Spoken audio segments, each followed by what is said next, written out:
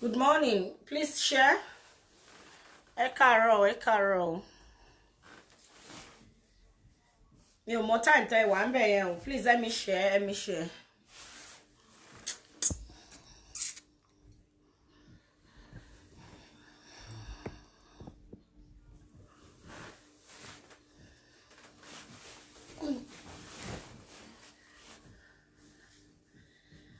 Good morning. Let me share this to our people. Ẹ káàárọ̀, ẹ káàárọ̀. Let me share, let me share. Before we start the program, ẹ bá wa share o.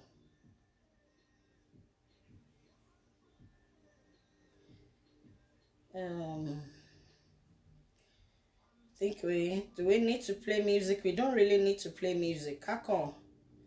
I just want to say my own point of view. At least gbogbo wa rí nǹkan back or no, but my own honest.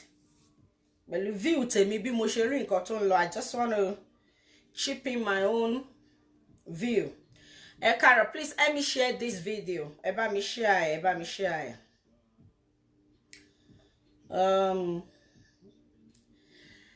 Good morning, ẹ káàárọ̀, ẹ káàsán, ẹ káalẹ́ ní gbogbo bí tẹ́ ti ń gbọ́ mi. This is your daughter, your sister and your friend Oluwalobumi, popularly known as the CEO Ilé-iṣẹ́ TBF Ẹ̀yinlójú Olódùmarè worldwide. The CEO Ilé-iṣẹ́ TBF. Sherry, I've been very busy. Láti bí ọjọ́ bí mélòó kan bọ̀ gbogbo nǹkan tó ń lọ tí mo kàn rọra ń fetí kọ́ tí mò ń rí díẹ̀. I don't know why tó ṣe jẹ́ pé tá bá rí nǹkan lọ́tọ̀ọ̀tọ̀ ó gbọ́dọ̀ jẹ́ problem. At the end of the day we have to fight over it.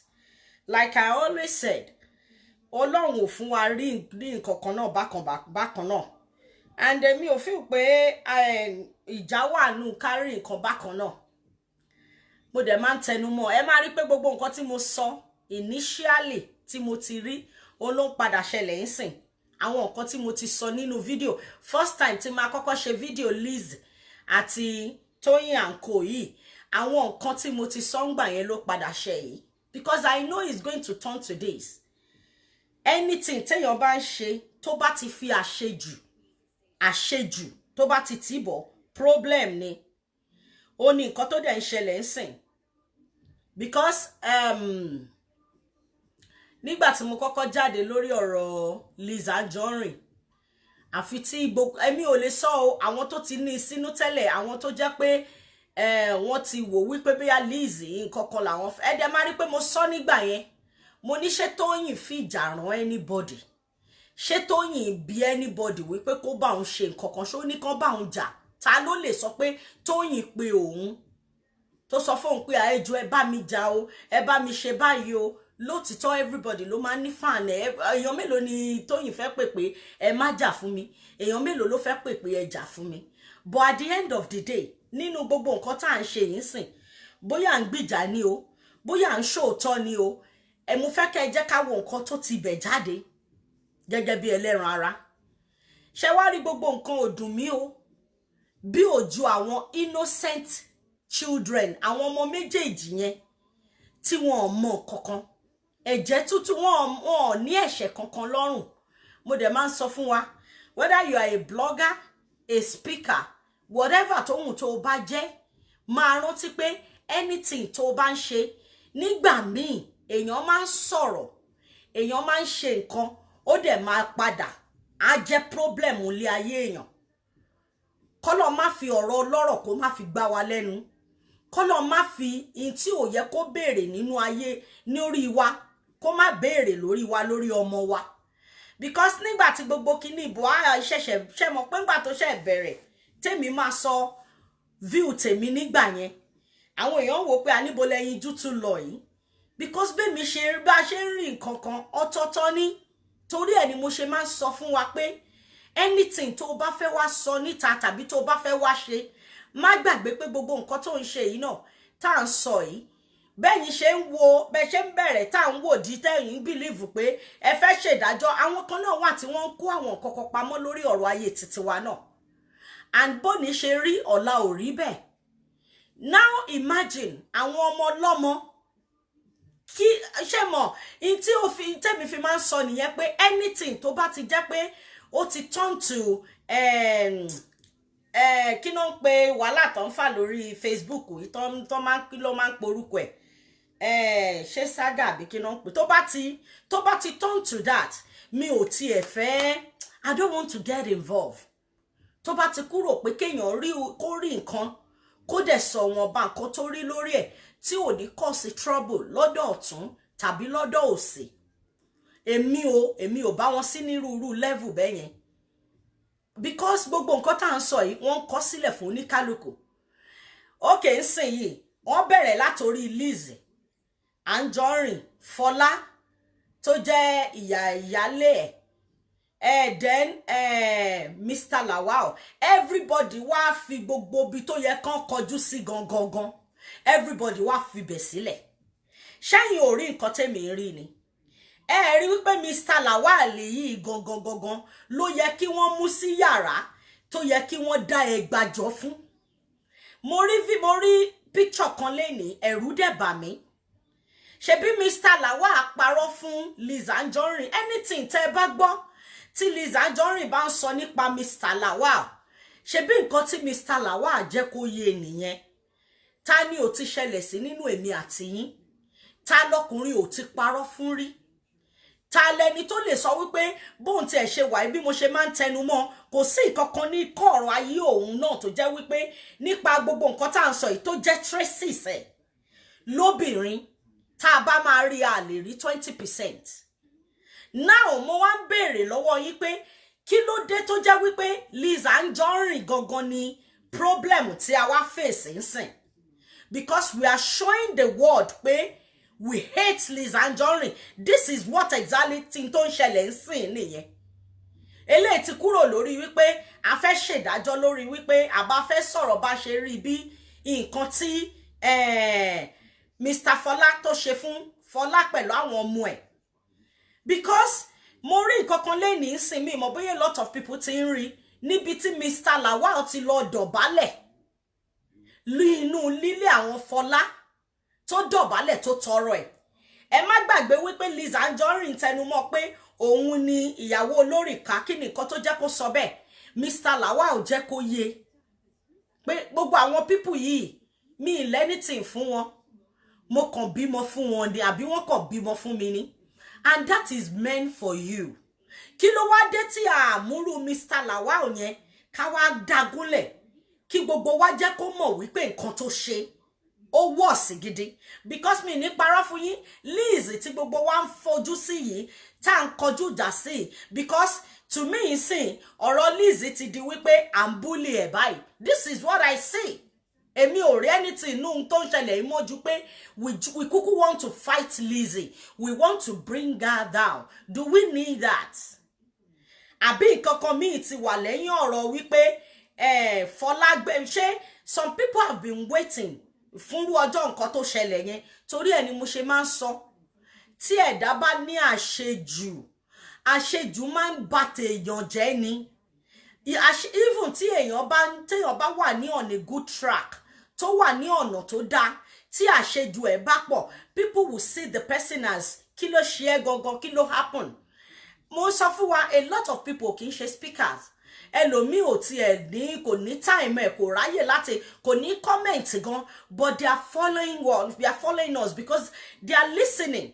A lot of people tiẹ̀ ráyè láti wá wò tó jáwọn ẹbí wọn àwọn ọ̀rẹ́ wọn ló máa reveal gbogbo nǹkan tó ń ṣẹlẹ̀ and they will wọ́n á kàn decode gbogbo bó ṣe ń lọ wọ́n á dẹ̀ ti mọ nǹkan tó ń ṣẹlẹ̀. Okay, nígbà tí wọ́n pariwo pé Lizzy Anjorin ò lóyún ẹ̀yin Nigerians aburú gan especially Yorùbá like ara wa rárá sẹ́ and I will keep saying my own view ti tèmi ni tẹ́nìkan kan ò dẹ̀ lè sọ fún mi pé bá ẹ̀yin lójú báwo ló ṣe rí àwọn tó ń ṣe yẹn náà bọ́n ṣe rí nìyẹn bọ̀ nígbà míì tí nǹkan bá ti ń di a máa mọ̀ lá nínú ọkàn ara wa pípé in tí mò ń ṣe yìí mọ̀ ṣe ni àṣejù dẹ̀ ni a má mọ̀ fúnra wa ká má tanra wa o. Okay now Lizzy ẹ kọ́kọ́ pariwo everybody àwọn tó máa sọ wọ́n ní kò lóyún ṣe rántí ń dán tí mo jáde mo ní kí ló dé táwọn èèyàn wa burú báyìí ṣe rántí pé nítorí wípé ńgbà tí wàhálà yẹn pọ̀ jù tó ti rí wípé wọ́n fẹ́ bayé Lizzy jẹ́ làwọn kan náà wá kúkú wò pé tó bá jẹ́ bẹ́ẹ̀ ni àwọn máa pe àwọn ọmọ Tóyìn Ayémàkú náà lórúkọ wọ́n máa ṣe wọ́n máa you know because tí àṣejù bá ti pọ̀ jù after àgbà tí wọ́n ní Lizzy ò lóyún ni ọmọ yẹn ṣò ikùn ẹ̀ bí ọmọ ṣe ń mí bó ṣe ga sókè nínú ikùn ẹ̀ tí everybody dẹ̀ rí nígbà tí búlì mi ẹ máa bẹ̀rẹ̀ wọ́n ní kó lọ kán àwọn fẹ́ rí arí ìkẹ́ kí wọ́n parí ìkẹ́ and ẹ wá mọ tó máa ń dùn mí jù most of people tó ń pè yẹn their mothers still náà lẹ́yìn ìgbà tí wọ́n parí gbogbo wàhálà ìfáwọn méjèèjì tán tí wọ́n ní Lizzy jáde pé ó sọ pé Punch sọ pé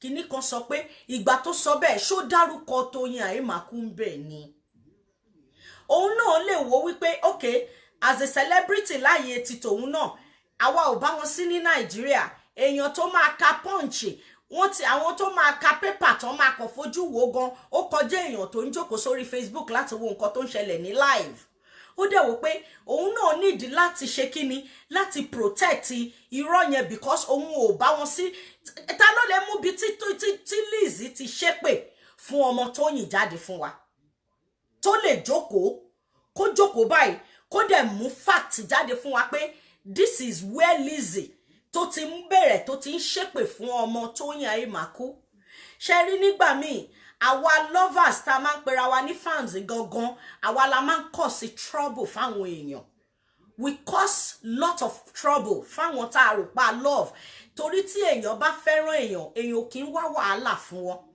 ẹni tó bá nífẹ̀ẹ́ ò ní jẹ́ kó ní ò tẹ̀ ní fẹ́ kí stress kó wá sí láìvẹ̀ tó bá lọ nífẹ̀ẹ́ èèyàn ò ní fẹ́ kí wàhálà kankan because ẹ má jẹ́ kí n tàn yín ó kéré ó pọ̀ even kí Tóyìn kó má ṣe rò wípé inú ẹ̀ máa dùn láàrin ọjọ́ mélòó kan tí ọwọ́ nǹkan tó rọra ṣẹlẹ̀ within an hour yẹn ẹ rí bí ọmọ yẹn ṣe sunkún because ó jẹ́ ká mọ̀ wípé pẹ̀lú bíbélì tó ń bá lọ́wọ́ sí gbogbo nǹkan tó ń ṣẹlẹ̀ sí Lizzy kí Ọlọ́run kó ṣe ìdájọ́ òun ṣẹ́yìn ò ti rí wípé àwọn fans àwọn tí wọ́n pera wọn ní lovers they are the one causing trouble tá a dẹ̀ ti rí even nígbà tí wọ́n béèrè ẹjọ́ lọ́wọ́ Lizzy gbogbo nǹkan tó sọ àtiwájú àtẹ̀yìn wọn ò rí nǹkan kan sọ gbogbo wọn ìyìn tó dẹ̀ ń fa ìjà tẹ̀mí ń tẹnumọ́ gbogbo yín ò mọ̀ èmi máa sọ point of view ti tèmi lénìí ní nǹkan tèmi fi ipò jẹ́ problem láàrin Lizzy Anjorin àti Tóyìn Ayémàkú tá a bá rántí wípé ọmọ tí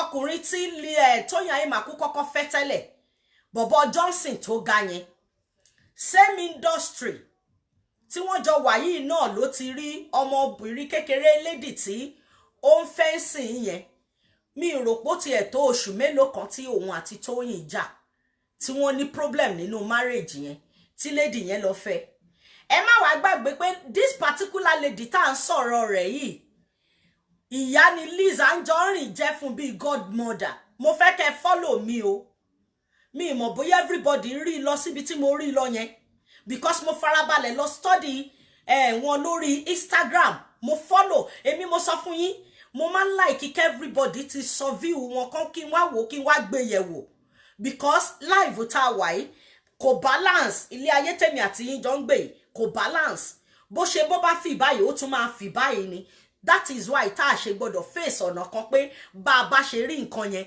bẹ́ẹ̀ ló ṣe gbọ́dọ̀ rí tí mò ń sọ lẹ́nìí my own point of view nǹkan tí mo rí àwọn obìnrin tó bá dẹ̀ understand tó bá lè try láti tẹ̀lé mi fún nǹkan tí mo fẹ́ sọ láàárọ̀ yìí wọ́n máa farabalẹ̀ a lot of people gan máa ẹni tí ò tún ronú lọ síbẹ̀ máa tún wò pé ó dàbí pé nǹkan tẹ́yin lójú tún rí yìí ó mà possible mo fẹ́ kẹ́ farabalẹ̀ kẹ́ tẹ̀lé mi ṣé rí ọmọ tí ó lọ fẹ́ Johnson tí Tóyìn Ayémàkú fẹ́ rí yẹn àmì tó ti jọ ṣe wedding tó ti jọ divorce yẹn ẹ má gbàgbé pé wọ́n jọ wà nínú industry ni this particular girl tá à ń sọ yìí I'm shy yẹn lady yẹn ọmọ ló jẹ́ sí Lizzy Anjorin bí goddaughter ló ṣe jẹ́ láàrin àwọn kákọ̀sí àwọn Liz Anjorin, Mercy Aigbe, Ìyábọ̀ Òjó, nǹkan kan Tóyìn Ayémàkú àǹtí ló ń pe gbogbo àwọn people yẹn because wọ́n gba bí almost 3 to 4 years lọ́wọ́ ẹ̀ even tí ò bá jù bẹ́ẹ̀ lọ. Liz Anjorin pẹ̀lú àwọn people yẹn their carcass as in their age group, age mates. Mi mọ̀ bóyá Tóyìn Ayémàkú ti pe Liz ní àǹtí rí tẹ́lẹ̀ àbí kò pé láǹtí rí. Mi mọ̀ bóyá understand mi. Gbogbo àwọn problem tó ń ṣẹlẹ̀ nínú ayé tó jẹ́ wípé wọn ẹlòmíì wọn understand pé to call somebody auntie is a choice. Nígbà míì, you don't force people to respect you. You earn the respect. When you earn it, wo kò ní billions, kò ní kéèyàn pè ẹ́ láǹtí tàbí kó pè ẹ́ ní bọ̀dá. Once tí ẹni yẹn tí ò bá ti wùn lọ́kàn ara ẹ̀ tó fẹ́ ṣe bẹ́ẹ̀. Mo fẹ́ jẹ́ kí nǹkan kan yé wa láàárọ̀ yìí ni o. Ọmọ tá ń sọ̀rọ̀ yìí, I'm shy yìí, tó fẹ́ Johnson tí Tóyìn Ayémàkú ò fẹ́ mọ́ yẹn. Ṣé ẹ mọ̀ pé kò tó ọdún kan tí wọ́n jọjà tí ọmọ yìí lọ fẹ́ Johnson. Inú ibẹ̀ ni wọ́n wà tí ṣé mọ̀ pé lóòótọ́ Liz Anjorin kò lè control ẹ̀, a lè báyàn sọ̀rọ̀, ṣùgbọ́n ó dàbí tó bá ní wọ́n fi ipá mú ẹṣin lọ sódò, ó lè fipá fún lómi mu. But lójú Tóyìn Ayémàkú, ó ti rí bí ẹni wípé Liz Anjorin godmother ọmọ yìí ni, àwọn tó ń tẹ̀lé lẹ́yìn ni. Ṣé ń gbọ́ mi? Because nínú industry Nollywood tẹ́ ń wò yìí, a lot wà ní under tí anybody ò understand. Ìjà anú náà ń bára wọn jà, ìjà tó jẹ́ pé wọn ò lè ro ẹjọ́ kankan síta. Ìjà tí Tóyìn ń jà pẹ̀lú Tóyìn Liz Ayémàkú, ó lè má show àmì Liz Anjorin, ó lè má show ẹ̀ síta. Because àwọn ọjà kan wà tó jẹ́ pé ó lè rojú ẹ̀ síta láwa tá a jóbìnrin. Between me and you, lẹ́yìn tẹ́ jẹ́ ìyá. Ṣé wá rí inú Tóyìn ò lè ever dùn láyé sí Liz Anjorin bó ti wulẹ̀ kó rí. Mo ti rí pé gbogbo speakers ti sọ̀rọ̀, everybody ti review wọn, ṣùgbọ́n mi ti rí ẹni tó ronú lọ sí side yẹn. Ṣé rí I'm shy ten so tan rí. Somebody is calling, be a customer, hold on no. Hello? Hi, this is Linda. So, Sherry, I'm shy till I'm so yìí. Sherry, but anybody tẹ́ bá fẹ́ rí, tí èèyàn tẹ́ bá mọ̀ tó bá lọ fẹ́, bí àwọn èèyàn kan ṣe máa ń rí. Ṣé mọ̀ pé a rí nǹkan ọ̀tọ̀ọ̀tọ̀ ni. Afẹ́nilọ́kọ kò lè fojú re ro ni. Adóniláya kò lè fojú re wo ni. Mo fẹ́ ẹ má bínú, ṣé mọ̀ pé ọ̀rọ̀ tèmi ò fast lọ títí, but mo kàn fẹ́ kẹ́ try láti follow mi bí mo ṣe ń sọ lọ ẹ̀. Sherry, I'm shy tó fẹ́ Johnson ní ọjọ́ sí. Kò sí bí ó ti wulẹ̀ kó rí tí ò bá ń ṣe wípé Ọlọ́run dá Tóyìn Ayémàkú, tí ò bá ṣe pé Ọlọ́run mọ̀ọ́mọ̀ ṣàánú ẹ̀ tó jẹ́ inú industry yẹn náà ló ti rí ẹni tó nífẹ̀ẹ́ tó dẹ̀ dúró tì bí bàbá bí ìyá. Sherry, I'm shy tẹ́ ń wò yẹn. Bí àbúrò ló ṣe jẹ́ sí Liz Anjorin. They are so close. They do things together. She called Liz Anjorin my sister, my kinigba, my shawo. Wọ́n ti jọ wà tipẹ́tipẹ́. Johnson tẹ́rí tí ó fẹ́ Tóyìn Ayémàkú rí yẹn, tí wọ́n ti jà tí wọ́n sì pọ̀ mọ́ yẹn. Òun àti Liz Anjorin gbogbo wọ́n lẹ̀pọ̀. Mo fẹ́ kẹ́ rí ibi tí wàhálà ti ń bọ̀ ní o. Ẹjọ́ tí wọn ò lè rò síta inú wọn ló wà. Sherry, stylishly in tó kó bá Liz Anjorin ní ìjà àkọ́kọ́ tó bá Tóyìn Ayémàkú jà, bí ìgbà téèyàn ń dọ́gbọ́n gbìjà ọmọlẹ́yìn ẹ̀ ni. Bí èmi ṣe rí nìyẹn o, ẹ máa gbọ́ o.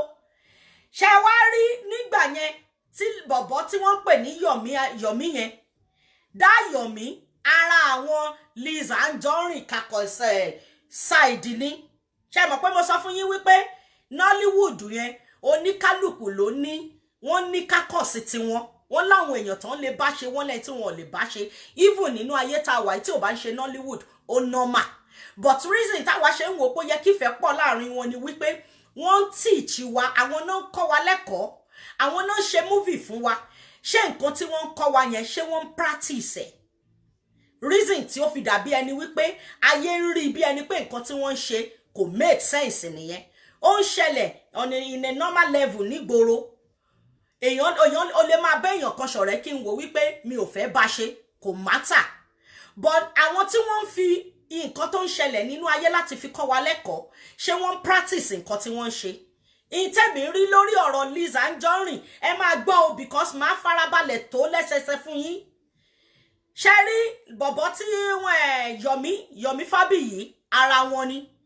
Ẹ má gbàgbé pé Yomi Fabiyi nígbà yẹn ó sáré jáde ó ta sí Tóyìn Ayémàkú.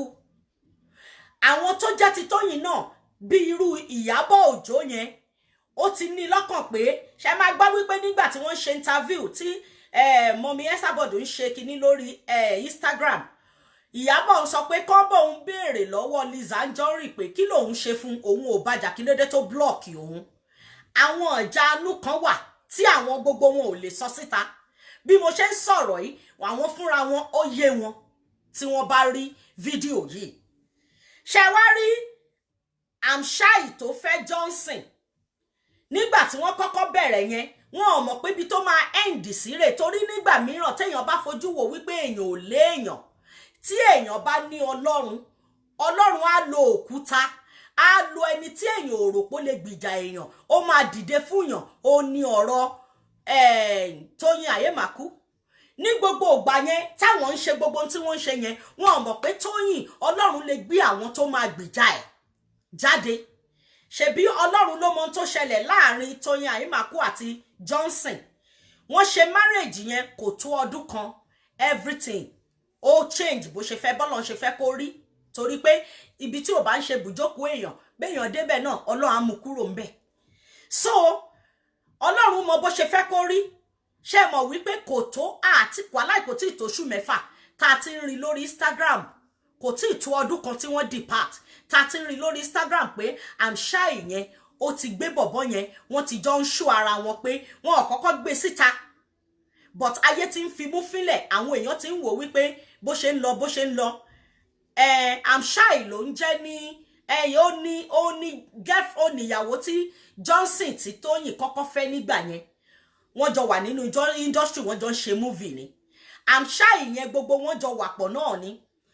Nígbà yẹn tí kinní yẹn ti ṣẹlẹ̀, olójú ẹsẹ̀ lèmi náà ti kọ́kọ́ wò pé kò yẹ kí gẹ̀ yìí ti sáré ṣó ti expect kí Tóyìn àti bọ̀bọ̀ yìí kan jà ni. Àbọ̀ wọn ti ń àì ara wọn tẹ́lẹ̀ ni. Ó ti wà early jù. Ṣèyí Ẹdùn, thank you. Lady Ṣèyí Ẹdùn yẹn, ṣé ẹ rántí wípé ọmọ Lizzy Anjorin ni òun àti ọ̀rẹ́ ẹ̀, they are so close. So gbogbo ọjà yẹn nígbà yẹn tí Lizzy Anjorin jáde síta tó ń sọ pé kíní kankan yẹn, ẹ̀rí ọkàn wípé ó mọ̀ wípé inú Tóyìn ò lè dùn sí òun pẹ̀lú nǹkan tó sáré ṣẹlẹ̀ yẹn, torí wọn ò tí ì divorce. Tí Ṣáyí ti ń sáré tó ti ń lẹ̀ mọ́ra wọn pọ̀, tí Lizzy Anjorin dẹ̀ dúró bí godmother tó fẹ̀yìntì wípé kò sí nǹkan tó máa ṣẹlẹ̀. Mo fẹ́ kẹ́ dibẹ̀ yẹn mú. Nígbà tí gbogbo wàhálà yẹn wá ṣẹlẹ̀, Tóyìn fúnra ẹ̀ náà ti ní lọ́kàn pé ìwọ ni godmother wọn, ìwọ ló ń sọ pé kò sí nǹkan tó máa ṣẹlẹ̀. Mi mọ̀ bóyá mi mọ̀ anybody lè má ro lọ sí side yẹn ò, bọ̀ bẹ́ẹ̀ mi ṣe rí òun ló jẹ́ kí n sọ pé my own view lórí ọ̀rọ̀ yìí. I've been thinking about this for a while. Èmi ti ń rí pé ó lè jẹ́ pé ibi tí problem ti ń wá tó ló dẹ̀ jẹ́ kí n wá na ọ̀rọ̀ yẹn bí mo ṣe ná ìní wípé gbogbo ẹjọ́ tí Lizzy Anjorin rò lórí ọ̀rọ̀ tó ṣẹlẹ̀ yẹn, ẹ máa rí wípé gbogbo ẹ̀ ò tálì, because kò lè rojọ́ síta. Òun náà mọ̀ pé òun ò gbọ́dọ̀ rojọ́ síta pé òun ń jà fún ọmọlẹ́yìn òun ni. Ó yí Lizzy Anjorin lọ́wọ́ ni, nítorí wípé kí ni ìjà tó jà yẹn in the first instance ní alákọ̀ọ́kọ́ tó tiẹ̀ kọ́kọ́ kọjú ìjà sí Tóyìn, ìjà tí ò yẹ kó jà rárá ni, because òun fẹ́ jàjà wípé as a godmother èmi ni mo wà ń bẹ̀ fún wọn.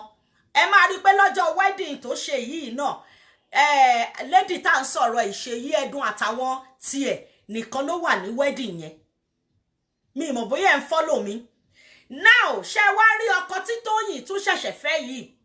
Ẹ má gbàgbé wípé ìlú kan náà, mo ti sọ fún ṣe bá rántí pé mo sọ story kan fún yín wípé first time tí máa kọ́kọ́ rí Liz Anjorin ní Ìkòròdú ńgbà tí mo travel lọ, tí mo lémi àti ẹjọ́ lẹ́yìn kàńtà ta ní problem. Àwọn onímúvì gbogbo wọn, Ọdúnládé was there. Ọdúnládé wà lára àwọn tó jẹ́ bí godfather fún gbogbo wọn, torí òun ló máa, àti ẹni tó jẹ́ ọkọ Tóyìn lọ́jọ́ tèní, àti bọ̀bọ́ kan tó jẹ́ ọ̀rẹ́ ọkọ Tóyìn, gbogbo wọn. So Ọdúnládé like ó dàbí ọ̀gá tí gbogbo wọn follow, àti Liz Anjorin. Bóyá mi mọ̀ bóyá understand, Sherry Liz Anjorin àti bọ̀bọ́ tí Tóyìn ṣẹ̀ṣẹ̀ fẹ́ yìí, gbogbo wọn mọ́ra wọn. Ṣó ti yé yín?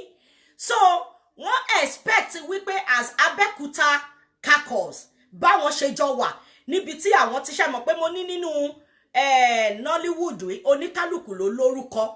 Wọ́n láwọn ọdún fáwọn nígbà wọn láwo. So àwọn tí Abẹ́òkúta yẹn wọ́n ní set títí wọn. Ara set wọn ni Liz Anjorin wà. Ara set wọn ni ọkọ tí Tóyìn fẹ́, tẹ́ bá rántí, ara àwọn Ọdúnládé ni. He used to follow Ọdúnládé pẹ̀lú ọ̀rẹ́ ẹ̀kọ́ báyìí, bọ̀bọ̀ tó máa ń ṣe bí dread báyìí, tó máa ń kálòlò báyìí, close pal tó jẹ́ ọ̀rẹ́ ọkọ Tóyìn yìí nígbà yẹn. Mi mọ̀ bóyá wọ́n sì jẹ́jẹ́ close pal mọ́, but nígbà yẹn máa rí wípé wọ́n close, gbogbo wọn jọ ń tẹ̀lé Ọdúnládé. So ṣé ẹ mọ̀ wípé one way or the other, Liz Anjorin àti bọ̀bọ̀ yẹn, gbogbo wọn mọ́ra wọn. By the time tí bọ̀bọ̀ yẹn máa ní interest, ṣóyè yìí tó ní stress tí Tóyìn sí, inú àwọn people yẹn lè má dùn pé ó yẹ kó wà ní side wa, but bọ̀bọ̀ ò rí bẹ́ẹ̀. Igi àánú, nǹkan tí bọ̀bọ̀ yẹn rí ti ẹ̀ ní wípé ó love ẹni tó fẹ́ love. Kò bá wọn follow wípé bóyá ti ẹjọ́ wà ní kákọ̀sì kan jọ ń ṣe movie. Torí ẹ̀ ní wípé tí Ọlọ́run bá máa ṣàánú ẹ̀dá, kó wà níbi tí ayé ti ń sọ pé kò lè ṣeé ṣe fún ẹ, tó bá jẹ́ inú ibẹ̀ ni Ọlọ́run ti fẹ́ gbé ògo ẹ jáde, ẹ̀dá kan ò ní dá ibẹ̀ dúró. Bẹ́ẹ̀ bá mọ̀, ara àwọn Ọdúnládé òun ni ọkọ Tóyìn Àyèmàkú yẹn, ṣùgbọ́n Ọlọ́run mọ̀ọ́mọ̀ lò ó láti sọ wípé okay, ìwọ bóyá ọkọ ẹ tí Ọlọ́run fún, because tí ò bá kí ń ṣe ọkọ ẹ, Tóyìn láyọ̀ nínú ilé bọ̀bọ̀ yẹn, Ọlọ́run fún ní ọmọ. Ẹ̀dẹ̀gbọ́n nǹkan tó fẹnu ara ẹ̀ sọ, Tóyìn fúnra rẹ̀ sọ wípé bóun ṣe wà yìí, lẹ́yìn Ọlọ́run bọ̀bọ̀ yẹn ló kù fún òun. Nítorí wípé kí ni, nígbà ìpọ́njú, nígbà tí ò sí èèyàn kankan níbẹ̀, nígbà tó yẹ kí tí Sátánì ti believe pé ojú máa ti Tóyìn, Ọlọ́run lo bọ̀bọ̀ yẹn fún. He was there. Ẹ tún wá wo bí tó ti fọ́nì jù, ara wọn inú kákọ̀sì yẹn ni Ọlọ́run ti wá mú ọkọ jáde fún Tóyìn. But a lot of people ò rí kíní yẹn. A lot of people understand. Ìjà àánú ni Tóyìn. Ṣé rí ìjà tí Ìyábọ̀ Òjó jà pẹ̀lú bọ̀bọ̀ Yomi Fabiyi, ìkanra ti wípé ṣe mọ̀ wípé Ìyábọ̀ Òjó èèyàn títí Tóyìn ni. Mo ti sọ nínú last video mi, mo kàn rọra brief but mo fẹ́ mọ̀ mo fẹ́ dá sílẹ̀ kí everybody lè bá understand bẹ́ẹ̀ mi ṣe rò ó. My own ó lè má rí bẹ́ẹ̀ o. Understand mi, but nǹkan tèmi fojú wò bí ìwọ̀nba ọgbọ́n ti tèmi nínú gbogbo nǹkan tó ń ṣẹlẹ̀ yẹn. Ṣé mọ̀ wípé láàrin ara wọn ogun yẹn ti wà, ìbínú ti wà nínú ara wọn, wípé ìwọ ṣe báyìí, ìwọ ṣe báyìí, ẹbí ó ní kíní tiẹ̀. Lóòótọ́ Ọlọ́run ti lè dá Tóyìn láre, bó ṣe rò wípé inú ẹ̀ máa dùn sírù nǹkan tó ṣẹlẹ̀ sí òun àti ọmọ bọ̀bọ̀ Johnson yẹn ni. Ojú wo lẹ rò pé Tóyìn sì fi máa wo Aisha títí di ọ̀la? I mean, kí lorúkọ ẹ̀ títí dọ̀la? Torí kò tí ì tó ọdún kan. Béèyàn bá tiẹ̀ máa fi ọkọ èèyàn á fi wá tiẹ̀ jẹ́ kátẹ́gùn fẹ́ sílẹ̀. Atẹ́gùn ò fẹ́ sílẹ̀ rárá. Tóyìn will never forget. Ẹ dẹ̀ má gbàgbé wípé movie náà jọ ń ṣe. Evil kan pàdé lẹ́niwẹ̀ tó bá forgive, àmì tó bá forgive tó wò pé ìṣá ló bá dé Ọlọ́run ti dáhùn lọ́lá, Ọlọ́run kúkú ti gbìjà òun, Ọlọ́run ti fi ọ̀pọ̀ rọ́pò torí ọkọ ẹ̀ ló fẹ́. Ọkọ tó yẹ pé Ọlọ́run gbogbo bó ṣe sá ó mu sìgá ó ṣe gbá ó ṣàwo, bọ̀bọ́ yẹn knows everything.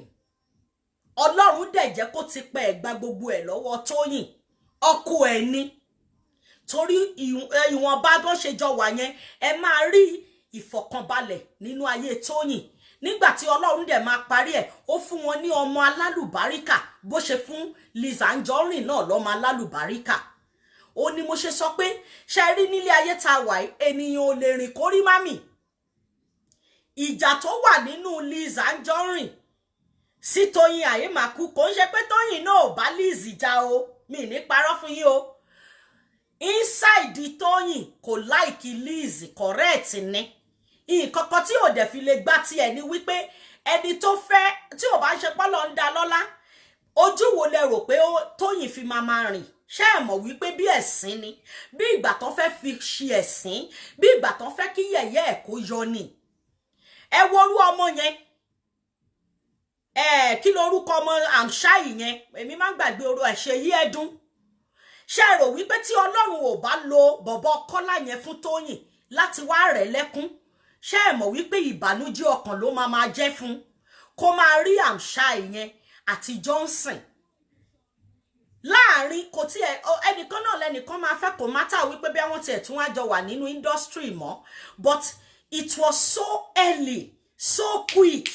Bí ìgbà tó jẹ́ pé nǹkan yẹn wọ́n ò mọ̀ páyé ń wò wọ́n. Torí ẹ̀ ni mo ṣe máa ń sọ, in tí ẹlẹ́kún fi ń sunkún, òun lẹ́lẹ́rìn mi fi ń rẹ́rìn. Then inú tí wọ́n ń dùn. Irú bọ̀ ẹyẹ wá wò láàrin èmi àti yín, kọ́lọ́kọ́lọ́ má fọ̀rọ̀ lẹ́rọ̀ gbá wa lẹ́nu. Ẹ wá wo Johnson yẹn, ẹ wo Kọ́lá lọ́jọ́ tèní. Ọ̀pọ̀lọpọ̀ ọkùnrin ò mọ̀ wípé nígbà mìíràn tí àwọn bá jẹ́ àtùpà, tí àwọn ò bá rí nǹkan tó máa taná sí àtùpà àwọn, àtùpà yẹn lè wà ń bẹ̀ kó má jò. Tí obìnrin bá wọnú ayé èèyàn nígbà míì tó bá jẹ́ wípé ẹni tá ti yàn pé kó gbé ìgbésẹ̀, kò ń ṣe pé wọn náà ń ṣológo, ṣùgbọ́n gbogbo wa pátápátá la jọ ní ìdí ara wa, àtọkùnrin àtobìnrin. Ẹlòmíì wà tó jẹ́ wípé nígbà tí obìnrin kan bá wọnú ayé ẹ̀ báyìí, in tó ti ń dára tẹ́lẹ̀ kò ní ṣeé ṣe mọ́, kò ní rí dáadáa mọ́. But just for example, ní nǹkan tá a jọ rọra ń rí nínú ayé nígbà tí Johnson fẹ́ Tóyìn Àyèmàkù, mi ní parọ́ fún yín, a lot of people ò fẹ́ gbọ́ àti ẹ̀mẹ́ tó ń jẹ́ Johnson mọ́. Torí mo fẹ́ lè sọ pé ògo Tóyìn la fi ń pùṣì, ló dàbí pọ́n fi ń pùṣì Johnson nígbà yẹn táyé fi fẹ́ máa mọ̀ dáadáa. Just imagine nísìn, níwọ̀n ọba tí Tóyìn kan rọra fẹ́ bọ̀bọ̀ ìtàn bí ire, ẹ wo bí ògo wọn ṣe jáde. Look at everything. Bọ̀bọ̀ Kọ́lá yìí kó tó di wípé fẹ́ Tóyìn, eléré náà ní tẹ́lẹ̀, èèyàn mélòó ló mọ̀? Nítorí wípé kí ni ògo Tóyìn ó ran ògo titi ẹ̀ náà lọ́wọ́, ògo ti ẹ̀ náà ó ran ti Tóyìn lọ́wọ́, wọ́n dẹ̀ jọ ń jẹ́ èèyàn nínú ayé. Ṣé rí gbogbo nǹkan, ṣó rí gbogbo tó bá téèyàn bá ń rí, tí ẹ̀dá bá ń rí tó bá ń dọ́kọ́ ni wúrà. O lè rí obìnrin míì kó má nídìí, kó má lọ́yàn, tó bá ṣáà ti jẹ́ ẹni tí ògo rẹ̀ ó jẹ́ kí ilé ayé ẹ̀ kó jẹ́ èèyàn. Kò ń ṣe gbogbo àwọn nǹkan tó ń rí, tó ẹ rí tó ń fàìn nígboro yẹn, òun ló lè help ilé ayé èèyàn. Ẹlòmíì tó ti ń da lọ́wọ́ pé òbò àti ọyàn tó rọra rí yẹn, ìwọ̀nba ìṣẹ́jú kan ìgbádùn yẹn ó dẹ̀ máa ba gbogbo nǹkan tó ń danú ayé ẹ̀ jẹ́. To me sìn, Johnson lè má lè sọ síta, òun fúnra ẹ̀ mọ̀ pé òun lose nǹkan kan live òun, torí ẹ̀ ní Ọlọ́run. Torí bàbá yẹn ò kì í ṣọba àkà, mo máa ń sọ fún yín, kò kì í gbẹ̀bí fáláre. Ọlọ́run tèmi ń sìn, bàbá dáadáa ni, kì í gbẹ̀bí fáláre. Ẹ wá wo Johnson sìn, ẹ wo Kọ́lá. Nígbà yẹn ayé ti ń mọ Johnson, àti wò pé ọkọ Tóyìn because ẹni táyé fẹ́ ni Tóyìn Àyèmàkù, whether we like it or not. Ọ̀rọ̀ Tóyìn dàbí ìgbà tí Fúnmi Martins wà nínú ayé ńgbà yẹn. Àwọn èèyàn kan wà tó jẹ́ pé no matter what, even kan ní bad side, kán má dára Ọlọ́run kàn máa fi nǹkan kan sí wọn nínú ayé tẹ́ pé ẹ kàn ní choice one way or the other, ẹ kàn máa like ẹ. Bẹ́ẹ̀ lọ̀rọ̀ Tóyìn. Òun ló jẹ́ kí n sọ nínú last video mi fún Liz Anjorin pé èèyàn dówó jù yàn lọ, èèyàn lọ́lá jù yàn lọ, kò ní káyé fẹ́ èèyàn tó yàn. Bí Ọlọ́run bá ṣe ètò ayé oníkálùkù ní kóníkálùkù gbà. A ní ìdí àti bínú ara wa. Ó lè máa ṣe nǹkan tí mò ń ṣe kí ayé má gba titi ẹ tó ti tèmi, tàbí káyé gba titi ẹ ju tèmi lọ. Ìyẹn ò ní wípé mi náà ò níbì kankan tí mo fi ń wun Ọlọ́run. Torí pé ò tiẹ̀ tọrọ jẹ lásán yẹn, Tóyìn lè má lówó tó. Ṣùgbọ́n Ọlọ́run ló mọ ibi tó ń mú lọ. Torí ẹni tí ò tí ì kú kò tí ì mọrú ikú tó máa pa òun. A lè sọ pé nítorí wípé Lizzy ti ní ju Tóyìn lọ́sìn, Tóyìn sì máa ní. Lizzy náà ò dẹ̀ ní dẹni ẹ̀yìn mọ́, tó náà máa gòkè lọ ní lórúkọ Jésù. Ẹni tó ti ní òní jábọ́, ẹni tó kù díẹ̀ káàtó fún, òun náà sì máa débẹ̀. Torí sáìn pó máa débẹ̀ fi ara hàn nínú ayé titi ẹ̀ náà. Sáìn wípé Liz Anjorin náà ò dẹ̀ ní jábọ́, ó fara hàn nínú ayé titi ẹ̀ náà torí pé kò ṣọ̀lẹ. Ó ń tiraka bó ti wulẹ̀ káwọn èèyàn máa sọ pé báyìí ló ṣe rí, bẹ́ẹ̀ ló ṣe rí. Ọlọ́run ṣàṣì ń ṣàánú rẹ̀. Ibi tẹ́dá bá dẹ̀ máa dé nínú ayé, ó máa débẹ̀. Ó ní mo ṣe máa ń wò pé nígbà míì àwọn nǹkan kan wà tí ò tó wàhálà, tí ò fa ìjà. Ayé tó wá yìí, ìwọ wá rọ̀nù réèsì titi ẹni. Tó o bá lè try kó fèsì réèsì tó wá rọ̀nù, wàá rí wípé bó ti wulẹ̀ kó rí, kò dìgbà tó o bá tó ní gbogbo ayé. Ó ní dandan kó o nílé 10, kò ní dandan kó o ní mọ́tò 50. Ṣùgbọ́n once tí ìfọ̀kànbalẹ̀ bá ti wà, tí kò sí ìdààmú, tí ò sí wàhálà, Ọlọ́run nífẹ̀ẹ́ tiẹ̀ náà. Má compare ara rẹ sẹ́lòmíì torí wípé kíni ìgbà àti àkókò ní ilé ayé. Àwọn twins tán jọ bí nígbà kan náà gan, wọn ò jọ gbé nǹkan kan náà wá. Láyé ìgbà kan ìgbà tá kéré náà máa ń sọ wípé àwọn twins wọ́n gbọ́dọ̀ jẹ́ ṣe wedding nígbà kan náà ni. Tó bá máa fọkọ kí wọ́n jọ, nísìn kò jọra wọn. Twins ìmí wà ní Saudi, ìmí wà ní Canada ni. Torí ẹ̀ ló ṣe dàbí ẹni wípé bí ilẹ̀ ṣe ń mọ́, à ń jí, à ń kẹ́kọ̀ọ́, à ń rí everything bó ṣe ń ṣẹlẹ̀ nínú ayé. Tí a bá wá fi ara balẹ̀ máa bá lọ, a ní lè kẹ́kọ̀ọ́ kankan bẹ̀. Gbogbo nǹkan tèmi ń rí tó ń ṣẹlẹ̀ yìí, mo fi ń kọ́ ẹ̀kọ́ lójoojúmọ́ ni. Mo dẹ̀ fi ń rí bí títóbi Ọlọ́run ṣe tó. Kò ń ṣe pé kẹ́kọ̀ọ́ débẹ̀ kán máa jà, kán máa pariwo, kán máa ìyẹn gangan kọ́ ni kókó. Ṣé wá rí tó ń fa wàhálà yẹn kò lè jẹ́ kí wọ́n lè sọ síta. Ó ní ò jẹ́ kí Lizzy mọ ibi tí ó ti bẹ̀rẹ̀ ẹjọ́.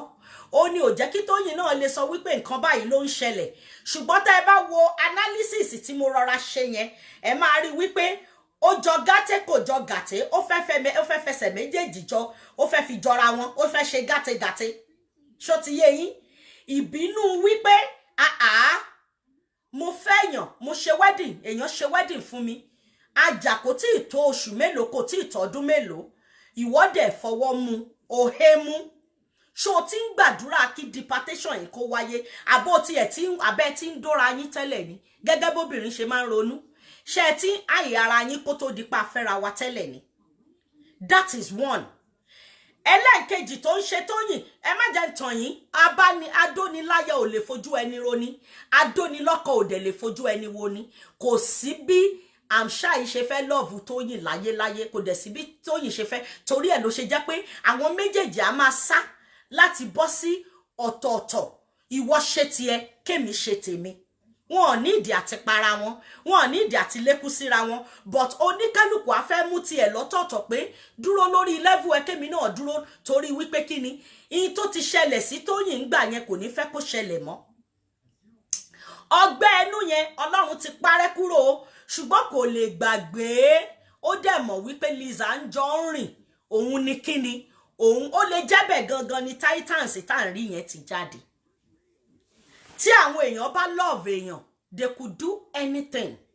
Ó lè jẹ́ ọwọ́ ọbẹ̀ yẹn ni àwọn Titans ti kóra wọn jọ, tí wọ́n kàn jókòó tán kàn jọ rò pé Liz Anjorin yóò ṣèyàn dáadáa ṣá. Ṣó fẹ́ sọ wípé òun ṣó yẹ kó lè kò dẹ̀ tiẹ̀ wá dọ́gbọ́n, kó tiẹ̀ dọ́gbọ́n ṣe bí ẹni pé òun ò mọ̀ sí o. òun ò lọ́wọ́ òun ò mọ bó ṣe ṣẹlẹ̀ o ó dẹ̀ wá gbé ọmọ ìpọ̀n bí ẹni wípé òun ló fún ní go ahead àwọn èèyàn kan máa ronú bẹ́ẹ̀ ṣé mọ̀ pé àwọn èèyàn kan lè love èèyàn débi tó pé ìwọ́gbọ́n á máa bí rẹ pé ṣé mo ràn yín iṣẹ́ ni.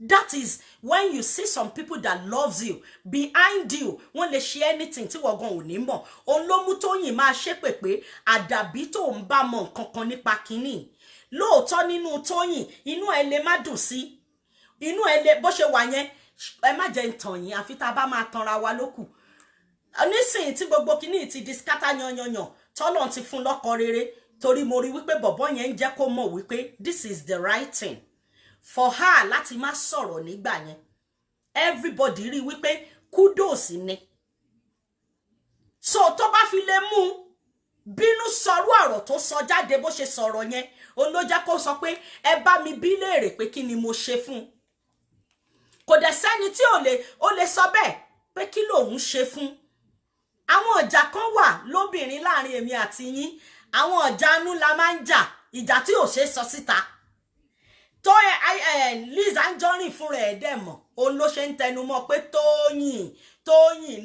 Tóyìn ni wò ó èèyàn béèyàn bá ṣe burúkú ó máa ń mọ̀ fúnra ẹ̀ pé òun ṣe ń tí ò dáa ẹ̀rí ọkàn wípé in tóun ṣe nígbà yẹn ó mọ̀ pé inú Tóyìn ò lè dùn sóhun ló ṣe ń tẹnumọ́ pé Tóyìn ló ṣe gbá fóun Tóyìn ló ṣàwo fóun ọ̀rọ̀ ni mo sọ fún yín yẹn bẹ́ẹ̀ mi ṣe rí ní sáìdì mi nìyẹn o ẹlòmíì lè má rí which tí Tóyìn fúnra ẹ̀ mọ̀ wípé Liz mọ reason tí mi ò fi wà happy pẹ̀lú ẹ̀ Liz fúnra ẹ̀ dẹ̀ mọ reason tínú Tóyìn ò ṣe lè dùn sóhun òun ló ṣe ń tẹnumọ́ pé Tóyìn ló ṣe gbá fóun Tóyìn ló ṣàwo fóun ṣebí ìtawà rí là ń rí ṣáyìn mọ nǹkan tí wọ́n ń ṣe lẹ́yìn tí wọ́n bó ṣe ń rí wọn bó ṣe jọ ń ṣe pọ̀ ni inú Tóyìn ò lè dùn ó máa rí Liz Anjorin bí agbódegbà bí ọ̀tá ẹ̀ as in ó máa rí tí Liz Anjorin ò bá mọ̀ tó bá lọ bá fún láǹfààní láti rí fídíò yìí kó mọ reason inú Tóyìn ò lè dùn sí torí wípé kí ni òun ló mú àwọn ọmọ yẹn tó kó wọn sọ̀dí ó kó wọn máa bẹ́ báyìí ó jẹ́ kí ó fún wọn ní courage wípé kò sí tó máa ṣẹlẹ̀ tí Ọlọ́run ò bá wá ṣàánú Tóyìn lórí Kọ́lá kó wò wípé ibi tí wọ́n ti fẹ́ fi ẹ̀ṣẹ̀ sí yẹn ibẹ̀ náà ni màá ti mú ògo jáde fún ẹ ibi táyé ti rò pé ọ̀nà ò sí yẹn ibẹ̀ gangan náà ló ti máa wá rí tí gbogbo ayé bóyá lẹ mọ̀ wípé nígbà tí kinní yẹn ṣẹlẹ̀ sí Tóyìn àtẹni tó nífẹ̀ẹ́ àtẹni tí ò nífẹ̀ẹ́ everybody ló feel fún torí wípé kò easy ó ṣẹ̀ bẹ̀rẹ̀ ayé ẹ̀ ni ó lè wà lára àwọn nǹkan tí Kọ́lá yìí náà rí kí ló fún yín láṣọ́ránsì bóyá wọ́n ti sọ àwọn nǹkan kan lójú Kọ́lá tí ò lè bẹ́ẹ̀ nìkan kan sọ tó dẹ̀ ti ní tóun náà wá wò ebi lately of recent ló ṣẹ̀ wá rí Tóyìn wọ́n ti jọ wà nínú industry tipẹ́ náà Ọlọ́run ò fi ìfẹ́ Ọlọ́run ò fi kinní yẹn sí ọkàn Kọ́lá but lately tó dẹ̀ wá rí wípé pẹ̀lú bó ṣe ṣẹlẹ̀ sí náà ó kúkú manage rẹ̀ and ẹ bá rí Tóyìn ẹ máa mọ̀ pé Tóyìn ò kì í ṣe tó she's just who she is kò ń ṣe ẹ̀dá tó ń pretend ó kàn ń ṣe titi ẹ̀ bọ́lọ̀ ń ṣe dá ọ̀rọ̀ ẹ̀ṣọ́ ti yẹ yín ó ń ṣe titi ẹ̀ bí Ọlọ́run ṣe dá ni ìyẹn wà lára àwọn nǹkan tí ayé ṣe nífẹ̀ẹ́ just be who you are má fi too much packaging sí jù torí wípé kí ni àwọn kan ti ẹ̀wà tó jẹ́ pé ìjọ tó bá ti lè fi too much packaging sí yẹn gangan ìjọ yẹn ni inú wọn máa bí ẹ just be who you are just be yourself torí ẹ̀ ni ayé ṣe láìkí Tóyìn ṣe wá rí gbogbo nǹkan tí Kọ́lá ò rí ńgbà yẹn possibility wà bóyá movie kan pa wọ́n pọ̀ ó ṣẹ̀ wá fojú wò ó Ọlọ́run wá fi nǹkan yẹn sí lọ́kàn pé look at her because she has a plain mind she's just who she is nǹkan tá àtijọ́ wà pọ̀ dáadáa ní UK even ní létí ní etí mo gbé pẹ̀lú Fọlákẹ́ Thomas gbogbo wa nínú ilé àwọn family Thomas ibẹ̀ ni Tóyìn máa ń dé sí ó mọ̀ mí dáadáa ó mọ tí mò ń sọ yìí ní gbogbo táìmù máàkù nígbà yẹn oríṣiríṣi nǹkan lójú tí ẹ náà ti rí ó náà ti pass through many things ó lè jẹ́ ní tó yẹ pé kò ní dandan láti wá máa rojọ́ kò ní dandan láti show it off but ó ti go through a lot ní life but still ó sì ń keep bó ṣe ń keep ó sì ń wà bó ṣe ń wà náà pé tọ́lọ́run bá máa ṣe ó máa ṣe. Now look at it, kò kúkú ń ṣe wípé bóyá òun àti Kọ́lá ti lọ ṣe wedding bí wọ́n ṣe ti ìgbéyàwó tìgbà yẹn ń sìn, but ẹ wo ìwọ̀nba orí ẹ̀ ló ṣe jẹ́ pé má jẹ́ kí anybody sọ pé dìgbà tó bá tó ṣe wedding kó tó ní ìfọ̀kànbalẹ̀. Kò di sórí white mo ti sọ fún yín, bóyá white ni o, bóyá local level ni o, tẹ́ mú òfì àti ceremony lásán ni. Èèyàn fẹ́ ọkọ ìdùnnú ni. Èmi ti rẹ́ni tán ṣe wedding tí ò pé ọ̀sẹ̀ kan tó dẹ̀ tán láti tí ò tiẹ̀ sí nǹkan kan tó tẹ̀yìn ẹ̀ jáde. Àwọn míì dẹ̀ ń fẹ́ra wọn títí di wákàtí tá a wà yìí nílùú òyìnbó yìí tí wọ́n lọ ṣe wedding kankan, tí wọ́n bí ọmọ tó dẹ̀ jọ ń gbé ní ìgbé àlàáfíà tí inú wọn dẹ̀ ń dùn lójoojúmọ́. Irú yẹn ọ̀run ti so wọ́n pọ̀ already. Ṣé rí gbogbo àsopọ̀ tayé yẹn is just àsopọ̀ pé kíní ni. Okay, ayé káyé kan rí pé ó ṣẹlẹ̀ ni, kò ń ṣe ìyẹn gangan kọ́ ni èdìdì ìtọ̀run. Ẹni tí Ọlọ́run bá sopọ̀ ní ìdí àti ẹ̀tí ọ́tà yẹn gan bí ò bá ṣe pé Ọlọ́run kọ́ pé a ti kọ́ nínú Bíbélì, fọ́màtì lásán nìyẹn.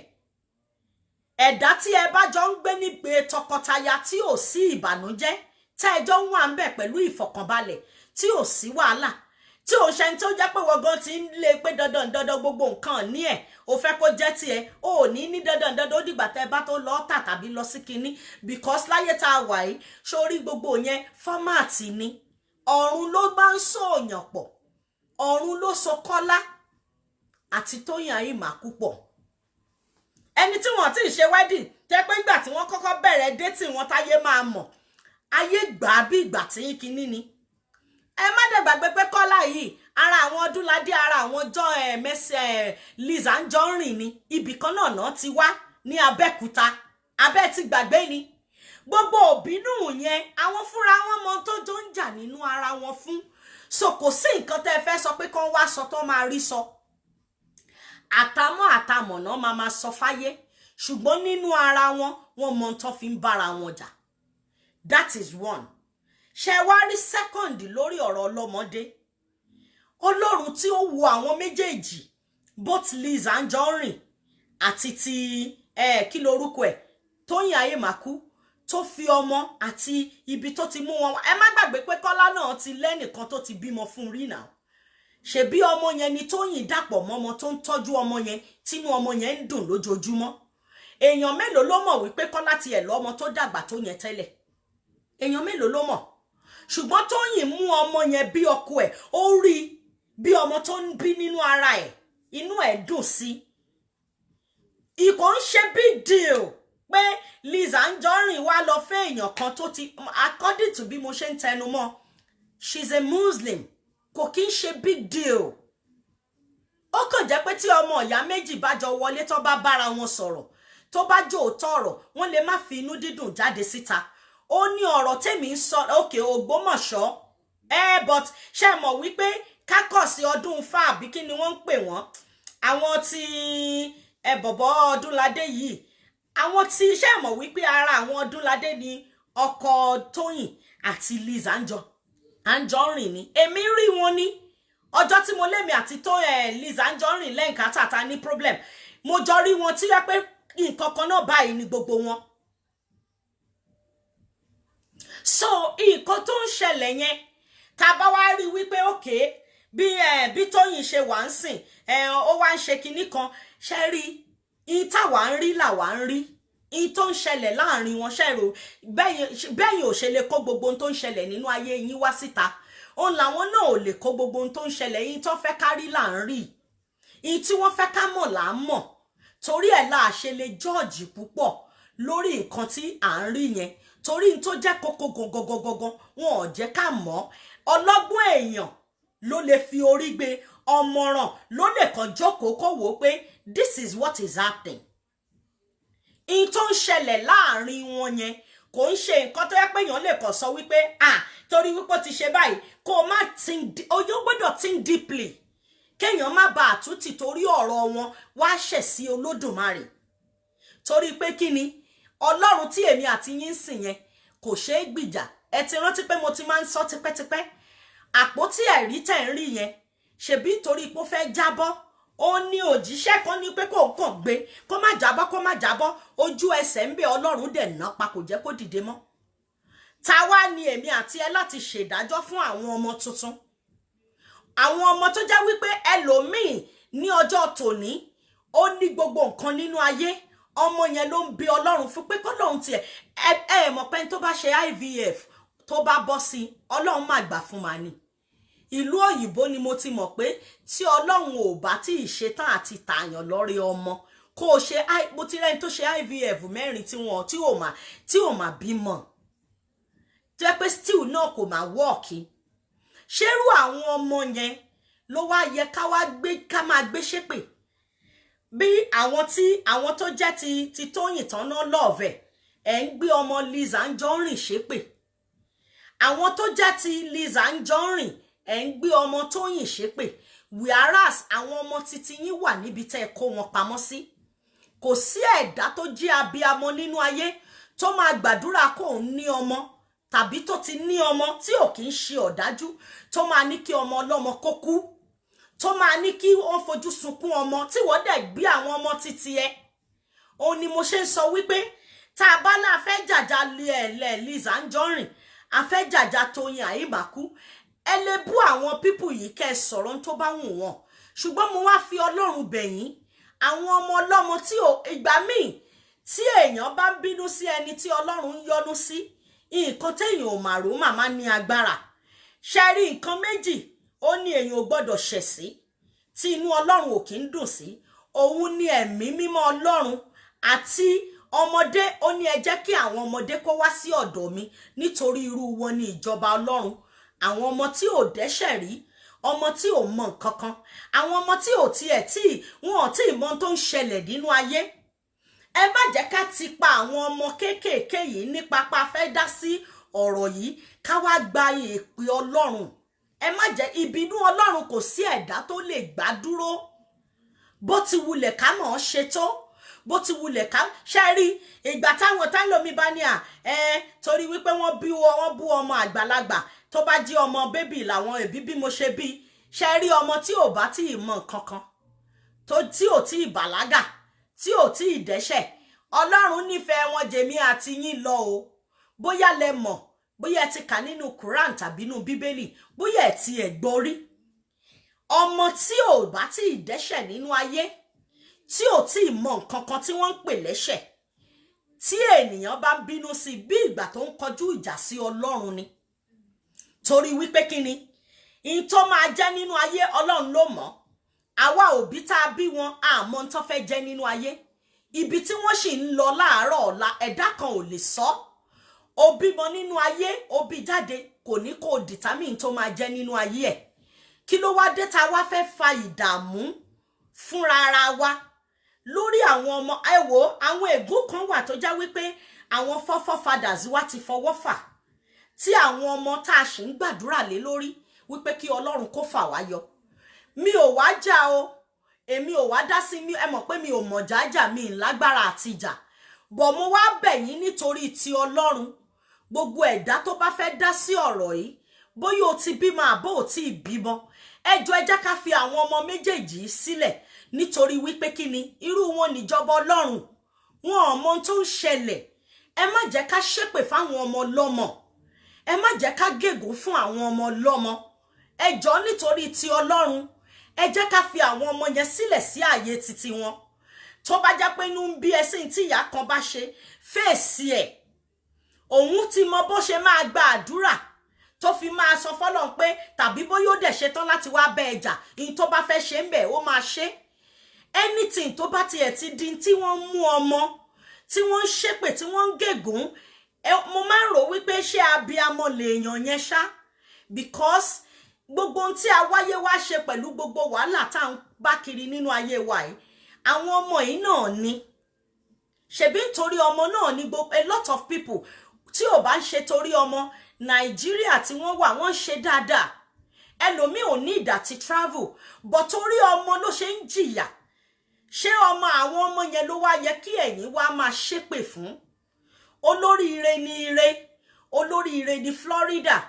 ẹ má ṣépè fún wọn. Àwọn ọmọ yẹn wálé ayé tí wọ́n wá ti wá yùlù ayé ni. Ẹ jọ̀ọ́ mo fi ìkúnlẹ̀ abiyamọ mo bẹ̀ yín nítorí Ọlọ́run bàbá, Ọlọ́run ọmọ, Ọlọ́run ẹ̀mí mímọ́. Mi ò lè jà, kò lè jẹ́ kí n dárúkọ yín lẹ́yọ kọ̀ọ̀kan.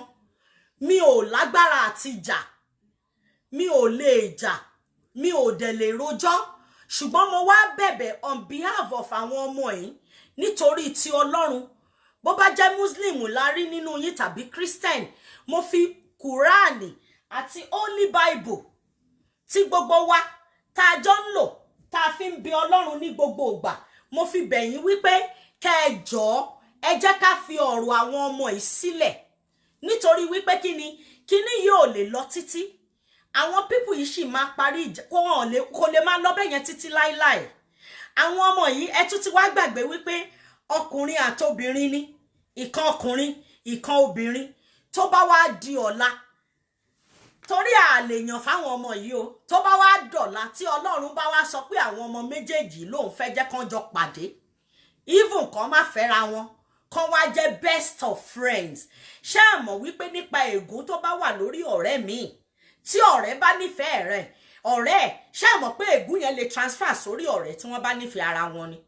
Olóúnjẹ káwa máa kọrin pé jẹ́ ń bá ọ rìnrìn àjò, jẹ́ kí n bá ọ rìnrìn àjò, olóríire ọ̀rẹ́ o, jẹ́ ń bá ọ rìnrìn àjò, jẹ́ kí n bá ọ rìnrìn àjò, jẹ́ kí n bá ọ rìnrìn àjò, olóríire ìyá o, jẹ́ ń bá ọ rìnrìn àjò.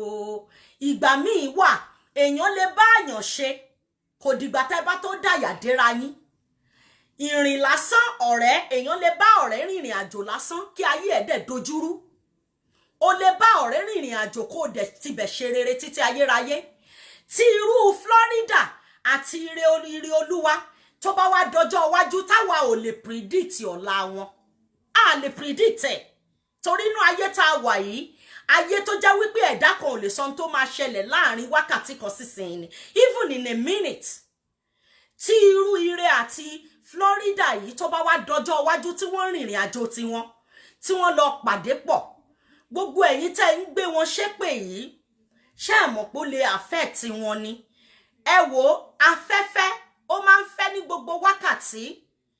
Àwọn màlẹ́kà dẹ̀ ń bá wákàtí kọ̀ọ̀kan ṣiṣẹ́ ni tẹ́ ẹ̀ bá mọ̀. Tírú màlẹ́kà yẹn tí wọ́n bá wá ṣiṣẹ́ lásìkò tẹ́ ń ṣépè tí wọ́n lọ ṣàmì, kí lẹ fẹ́ kó dúró dè wọ́n? Òun ló jẹ́ kí n máa bẹ̀bẹ̀ bí abiyamọ pé ẹ jọ̀ọ́ nítorí tọlọ́run, kò sẹ́ni tó ní kẹ́ ẹ máa ṣe kéèsì tẹ́ ń ṣe lọ. Ibi tó ẹ bá fẹ́ ṣe wọ 10 years, you are free to do it. But as a colleague and a sister to you, fún gbogbo ẹ̀yin tẹ́ ń treat ọ̀rọ̀ yìí, mo bẹ̀ yín nítorí títí Ọlọ́run pé ẹ jọ̀ọ́ ẹ bá mi yáfì àwọn ọmọ yẹn. Ẹ fi àwọn ọmọ méjèèjì sílẹ̀. Wọ́n wá sáyé tiwọn láti wá gbélé ayé wọn ni. Ẹ má jẹ́ kí wọ́n fi ogun bẹ̀rẹ̀ láìfù títí wọn. Ẹ jọ̀ọ́ ẹ má jẹ́ ká sọ́dì nǹkan tí ò yẹ ká sọ́dì. Okay, tó nígbà tí kí lorúkọ ẹ̀ tán ló sọ pé ó ṣépè fọ́mọ ẹ̀, ó lóun ò ṣépè fún. Ẹ jẹ́ ká gbà bẹ́ẹ̀. Ẹ jẹ́ ká dáríjì ra wa. Ọdún wo la fẹ́ jà tì? Ọdún wo gan la fẹ́ bẹ́lẹ̀ ìjà? Ayé tó jẹ́ wípé inú ayé tèmi àti yín wà tẹ́lẹ̀, ó ń ṣàìsàn. Ayé tá a wà ìwúlẹ̀ ń ṣàárẹ̀. Ayé tó jẹ́ pé kò yé ẹnì kankan mọ́ ni. Kí wá ló dé tá tún nira wa lára? Ẹ jẹ́ ká gbàgbé Mr. Lawal tó yẹ kẹ́ ẹ jẹ́ ká bá wí. Ká jẹ́ ká mọ̀ wípé nǹkan tó ń ṣe, and I'm sure pé òun náà ti máa ṣàtúnṣe.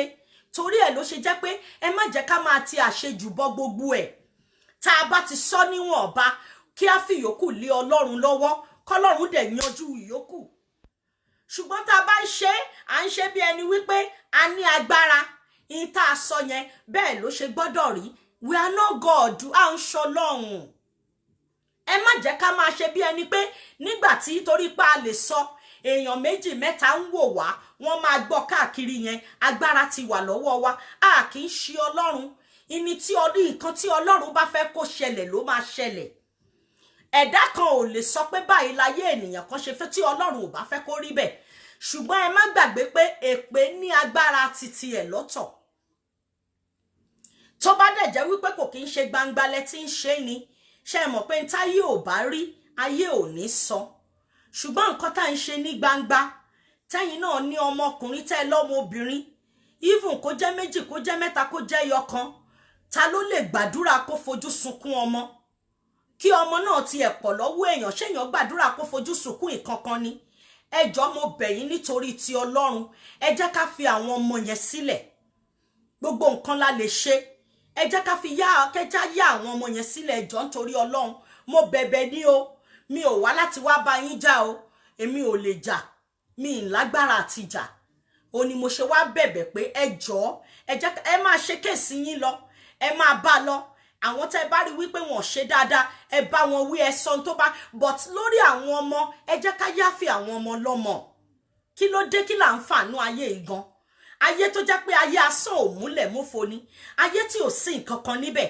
ayé tó jẹ́ pé tèmi àti ẹ bá pojú dé nsìn tó bá wọn Ọlọ́run ló tún máa jí wa kí ló dé tí wàhálà pọ̀ gan-an kò sí nǹkan kan nínú ayé yìí nítorí kíni ṣé nítorí pé a fẹ́ tà a fẹ́ rà àbí nítorí pé a fẹ́ kán ayé yìí ló mọ̀ tí ẹ̀yin ò bá sọ̀rọ̀ mọ́ lónìí àwọn speaker tuntun tún ń bọ̀ tí wọ́n máa ṣì sọ̀rọ̀ àwọn bloggers kan tún máa dìde nígbà tí àwọn sáà táwa ìbátún so ẹ má jẹ́ kí àkókò tiwa ká fi bọ́ ọ̀la àwọn ọmọ yẹn jẹ́ nígbà tá a bá là ń ṣépè fún ẹ̀jẹ̀ àwọn tí ò lẹ́ṣẹ̀ lọ́rùn wọn ò ṣẹ̀ wá a mọ̀ wọ́n láti ibì kankan wọn ò mọ̀ wá wọn ò bá wa tán àbá wọn tán àwa ṣépè fún àwọn ọmọ lọ́mọ mo fi Ọlọ́run bẹ̀ wá mi ò kí ń ṣe mi ò wá fẹ́ anybody ṣùgbọ́n torí ẹ̀ ló jẹ́ kí n sọ pé mi ò ní ìdá ti dárúkọ ẹnì kankan mi ò dẹ̀ wá mo kàn wá bẹ̀ wá ni bá a ṣe ń rìn nǹkan ọ̀tọ̀ọ̀tọ̀ ní lóòótọ́ bẹ́yìn ṣe wá wo pé abẹ́ ṣe ń bá lọ ẹ̀ nígbà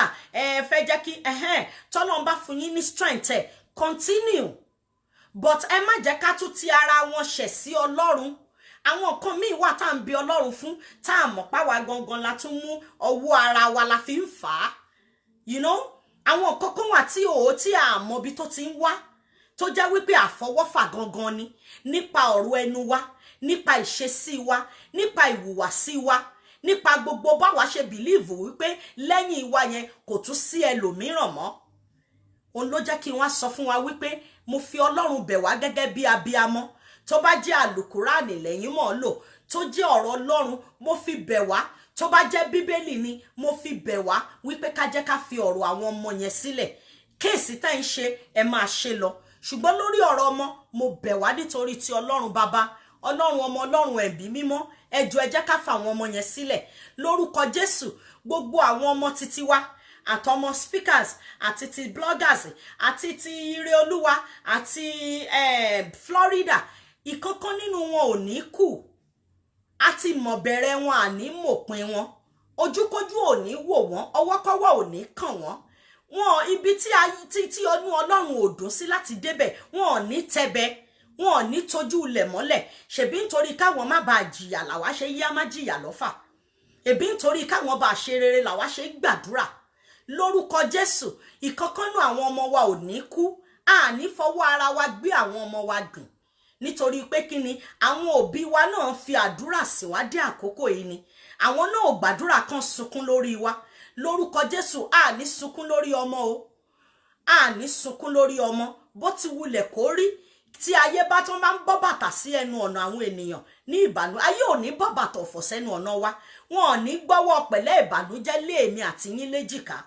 pẹ̀lú bí ayé ṣe ń lágbára bó ṣe le tó kò ní lé mẹ́mi àti yín lórúkọ Jésù ọ̀rọ̀ tá a máa sọ tá a ní sọ míì mọ́ Ọlọ́run ò ní jẹ́ kó tẹnu èmi àti yín jáde ẹ jẹ́ ká máa ṣọ́ra ó ní nínú wa tí a wù ẹ jẹ́ ká máa ṣọ́ra gbogbo ìrìn tá a ń rìn gbogbo ọ̀rọ̀ tá a ń sọ gbogbo ẹ̀ lọ́lọ́run ń wò ó dẹ̀ máa lò fún oníkálùkù gẹ́gẹ́ bí mo ṣe máa ń sọ fún wa tó o bá ń gbàdúrà kéèyàn wà lókè ẹni tó ti wà lókè kó jábọ́ wò ó àti jẹ àti mu kọ́ ni pírọ́blẹ̀mù ṣùgbọ́n o lè má tẹ́gbẹ́ torí bàbá tí mò ń sìn yín ò kí ń ṣe bí kò ń gbẹ́bí fáláre kò ń ṣe pé ò ní rí jẹ wàá rí jẹ wàá rí mu ṣùgbọ́n torí pé nù rí odò sí ẹni tó wà lókè yẹn kò ní jẹ́ kó tiẹ̀ lè gun àkàbà yẹn débi tó máa débẹ̀ ó lè máa tiraka gan kó má jẹ́ kó bọ́ sí torí ẹ̀ ló ṣe jẹ́ wípé mo máa ń sọ fún Ọlọ́run ní kọ̀rọ̀ yàrá àtẹ̀mí tí n bá ti ń bi Ọlọ́run pé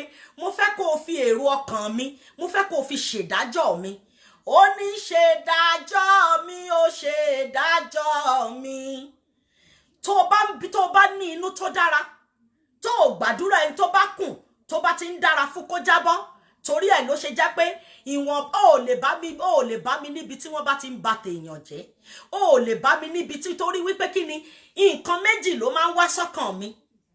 Kò sí ẹ̀dá tí ò kí ń ro láburú. Tí láburú bá ti wá sọ́kàn ìbí, mo máa ń sáré dá padà lójú ẹsẹ̀ ni pé I rebuke it, kò kí ń ṣe èrò ọkàn ti tèmi. Ẹ̀mí wo ló ń bá wọ ṣiṣẹ́?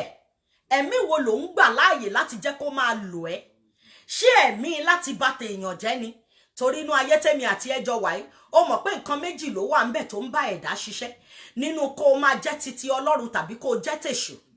Ṣé tèṣù ni wọ́n ń ṣe ni àbí tọlọ́run? Ìwọ fúnra rẹ̀ dẹ̀ mọ result o. A lot of people máa ń wò wípé ṣèbínú ayé yìí náà ni. Káwọn ṣe nǹkan táwọn máa ṣe, káwọn lọ gbàdájọ́ àwọn Ọlọ́run. Má jẹ́ kí n tàn ẹ́. A lot of people láti rí tó ti kú. Tó jẹ́ wípé kí wọ́n tó kí ilẹ̀ tó gbà wọ́n bẹ ilẹ̀ ni. Kí ni nǹkan tí o fẹ́ wí nípa tiẹ̀ nígbà tó bá ṣe tán? Nígbà tí àkókò bá tó bá yọwọ́, kí ló fẹ́ wí nípa titiẹ̀?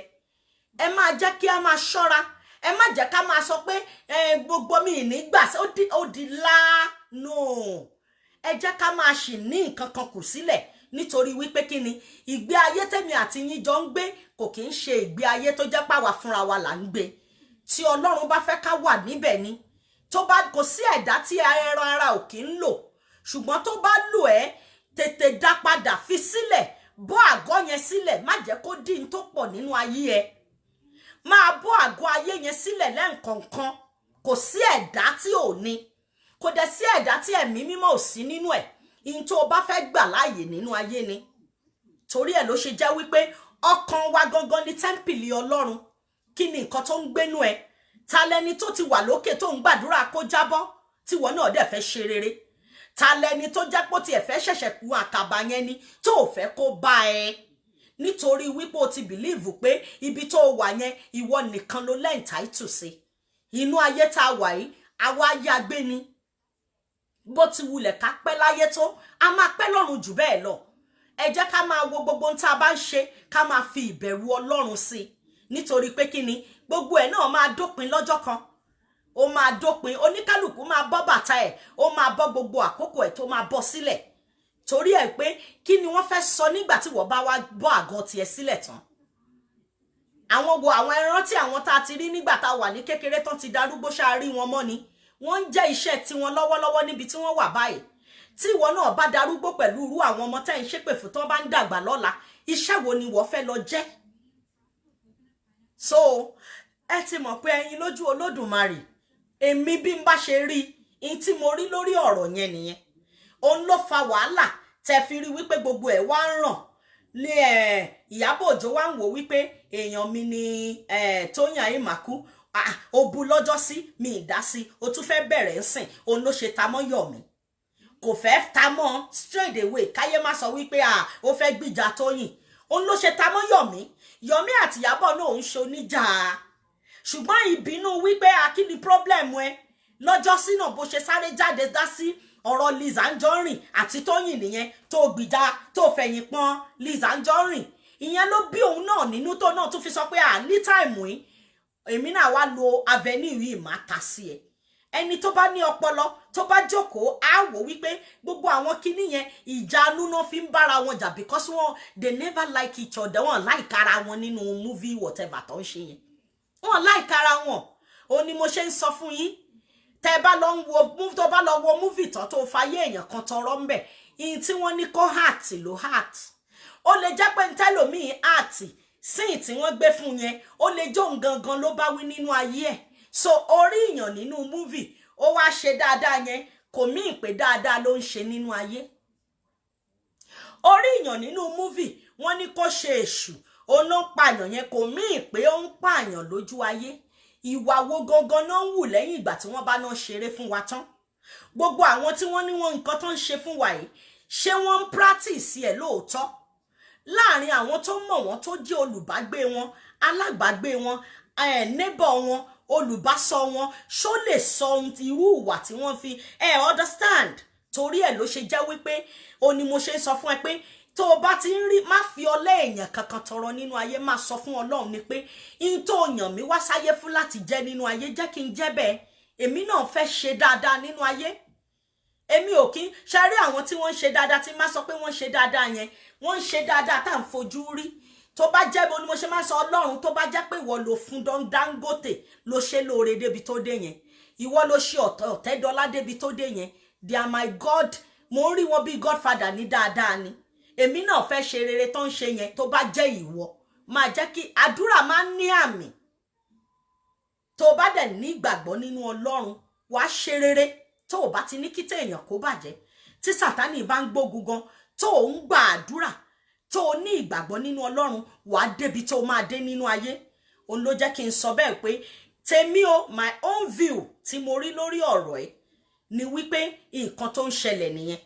Ṣé wá rí lórí ọ̀rọ̀ Fọlá àti lórí ọ̀rọ̀ kí lorúkọ ẹ̀ Mr. Lawal. Mr. Lawal gbogbo wa ti rí ibi tó ń lọ. Àtijọ́ rí. Gẹ́gẹ́ bí mo dẹ̀ ṣe sọ kó tiẹ̀ tó di pé gbogbo ọ̀rọ̀ yìí jáde mo ti sọ rí pé Mr. Lawal tẹ́ ń sọ yìí gan tó bá dọ̀la tó bá tún lòun rẹ́ lòmíì nǹkan. Ọkùnrin tó rá lákọ̀ọ́kọ́ tó bímọ fún tó kúrò, ẹlẹ́ǹkejì ó bímọ fún kò fẹ́, ẹlẹ́ǹkẹta tí Liz bá jẹ́ lẹ́ǹkẹrin kí ló fún yín láṣọ́ránsì pé kò lè jẹ́ lẹ́ǹkarùn-ún. Gẹ́gẹ́ bí mo dẹ̀ ṣe sọ kò kí ń ṣe pé ọkọ gan ni Liz ń wá nígbésí ayé ẹ̀ náà. Òun náà ń wá ìfọ̀kókó náà kàn ṣáàtì ẹ̀ bí ọmọ kó náà ọ̀rọ̀kùnrin sọ wípé kinní ni nísìn táyé dẹ̀ ti rí tóun náà lọ́kàn ara ẹ̀ òun náà ti rí ìyẹn ò ní kó kọkọ ẹ̀. Àwa kọ́ la máa sọ fún pé ó yá má fẹ́ ọkọ ẹ̀ mọ́. Ó máa decide. Ó kù sí òun náà lọ́wọ́. Ṣé rò pé ó easy kéèyàn sọ fún yàn kéèyàn má fẹ́ yàn mọ́ ni? Kò possible. Kò easy. Òun ló dìgbà tó bá tó decide tó rí. Àwa lè máa rí báyìí kó jẹ́ pé bẹ́ẹ̀ kọ́ lòun ṣe rí. Ó kù sí lọ́wọ́. Ṣùgbọ́n ìwọ̀nba nǹkan tá a rí a ti mọ̀ wípé Mr. Lawal fúnra ẹ̀ ó ní lọ́wọ́. Ó dẹ̀ dì mẹ́rù. Tí ààyè bá gba Mr. Lawal àti gbogbo àṣírí yìí ò bá bọ́ síta ni. Ṣé ẹ mọ̀ wípé Mr. Lawal tó ti ní kí Fọlá lọ gbá ilé síbì kan pé kinní ẹ̀dẹ̀ wo tún tó fi jọ ń sọ̀rọ̀. Ó sì Mr. Lawal sì ń fẹ́ àwọn ìyàwó ẹ̀. Bí wọn ò bá tí wọ́n bá ti ń claim wípé wọn ò lọ sí registrar bí wọn lọ. Yorùbá ló máa ń sọ lóòótọ́ ń gbà yẹn láyé Nàìjíríà. Wọ́n á ní wípé abímọ fún ni ó ti kúrò lálé ẹni. Ṣùgbọ́n nílùú òyìnbó tèmi àti yín jọ wáyé kó o bí ọmọ 100 fọkùnrin tó bá jẹ́ wípé ẹjọ́ ń gbé pọ̀ partner náà máa pè yín. Tí ẹ bá tí ìjọ ṣèyàwó wọn ò ní sọ pé wife and husband. Ṣùgbọ́n tá ẹ bá ti jọ ṣèyàwó even kí èèyàn bímọ 10 fún ẹ kẹ́ni tẹ́ ẹ jọ ṣèyàwó má bímọ kankan nílùú òyìnbó wife and husband òun ló dúró fẹ́ni tán ṣèyàwó fún. So tó o bá fẹ́yàn nílùú òyìnbó tá a wà yìí all over the world tí o bá ń bímọ fún ọkùnrin yẹn tẹ́ ẹ jọ ń gbé tẹ́ ẹ jọ ń sùn tẹ́ ẹ jọ ń tọ́jú ọmọ tẹ́ ẹ jọ ń tọ́jú aya níwájú òyìnbó àti ní gbogbo ibi tá à ń lọ káàkiri àgbáyé wọ́n á sọ fún ẹ pé your partner or your baby father your baby mother. But ní ìlú tá a ti wá as our own culture a ní culture tiwa Yorùbá ló dára jù. Àwa ó kàn dùn mí wípé a nífẹ̀ẹ́ ara wa ni. We have a culture. Nílùú Yorùbá tá a ti wá yẹn níbi tá a ti wá a believe pé bẹ́ẹ̀ bá bímọ fúnra yín bẹ́ẹ̀ bá fẹ́ra yín tẹ́ bá bímọ fúnra yín tọkọtìyàwó ni yín torí ó ti kúrò lálé ẹni. Torí irú ọjọ́ tán bá máa ṣe wedding tí bàbá yẹn bá wà láyé tí ìyá wà láyé tọmọ bá máa ṣèyàwó àwọn méjèèjì á jọ jókòó síbẹ̀ bíi tọkọtìyàwó láti sọ pé bàbá àtọmọ ni. Ó lè má wàá ju sọ̀máwàásí lọ. Irú àwọn àkókò yẹn làwọn àgbàlagbà ayé ìgbà yẹn ṣe sọ wípé ọmọ ẹni téèyàn bá ti jọ bímọ fúnra èèyàn ó ti kúrò lálé èèyàn. Àfi tí ò bá sí ìyá yẹn tàbí bàbá yẹn láyé lẹ́lòmíì máa dúró. Ṣùgbọ́n láyé tá a tiẹ̀ tún wá wà ẹ̀ ń sìn ọmọ gan fẹ́ ṣe wedding kò sọ fáwọn òbí ẹ̀ débi tẹ́nìkankan máa jókòó síbẹ̀ ló bá tún yá. Àìmọye wedding tó ń ṣe nílùú òyìnbó tí ò sí bàbá tí ò sí ìyá ṣé wọ́n ti torí ẹ̀ má ṣe wedding. ṣé wọ́n ti torí ẹ̀ má lọ síbi tán fẹ́ lọ? Ó yẹ kí gbogbo wa jọ rí wípé ó ní ayé ń lọ mẹ́lọ́mẹ́lọ́, ara mi ṣe mélòmélò, ayé ń lọ ó lọ díẹ̀díẹ̀, ara mi ṣe mélòmélò. Tó bá dẹ̀ ń sọ pé ayé ń lọ yẹn, ayé ò kúrò níbi tó wà o, àwọn èèyàn inú rẹ̀ ló ń lọ. Ayé ò lè parẹ́. Ó kàn máa wò ó, bàbá ṣe ń bí ìran kan á máa bí ìran kan á máa bí ìran kan ni. Aṣá ti gbọ́ story 20 rí 1920 àti gbọ́ 18 kìíní kan. Bíbélì náà dẹ̀ ti wà ní gbogbo ìgbà yẹn. So tí wọ́n bá ń sọ pé ayé ń lọ à ń tẹ̀lé, ìtumọ̀ ẹ̀ ni wípé ìran kan ń lọ, ìran kan ń bọ̀. Ìran tiwa náà tún máa lọ, táwa tún máa di mọ́mọ́ fathers, fathers. Bí àwọn kan ṣe ti dì, àwọn kan ò tiẹ̀ gbọ́ story àwọn fathers wọn kankan ju bí àbí 4-5 lọ tá a gbọ́. Ayé ò kúrò, àwa là ń lọ, à ń sún. Ẹ máa rí wípé báyé ṣe ń wà, bàbá ṣe ń jí lójoojúmọ́ náà la ṣe ń rí ayé yẹn. Torí ayé àti ọ̀run yẹn ó máa wà títí tí gbogbo ó fi tán ni. Ìran kan á máa lọ, ìran kan á máa bọ̀ ni. Bó ṣe ń end nìyẹn, ìtumọ̀ pé ayé ń parẹ́ nìyẹn. Báwa ṣe ń lọ ni ayé tiwa ń lọ. Bí ẹ̀dá bá ṣe ń kú láyé tí ẹ̀ ń parẹ́, kò ń ṣe wípé ayé gbogbo ìgbà tí wọ́n máa ń tán sọ fún yín wípé gbogbo wa kàn máa fly, a máa fò lójú ọ̀run, kò jọ́. Ó yẹ kí gbogbo wa ti jánsìn ká ti rí i pé ayé tiwa tó ń lò yìí, ayé ẹ̀ tó ń lò yìí gangan, ó ń láyé títí ẹ. Má fi nìyàn lára, má jẹ́ kí èèyàn fi ní ẹ lára. Make yourself happy. Má ṣe n tó máa bí Ọlọ́run nínú, torí bó ti wulẹ̀ kó o pẹ́ tó, o máa fayé yẹn lẹ̀. Wá lọ, ó dàbí ọmọ tí wọ́n ní kó lọ ra nǹkan wá lọ́jà ni.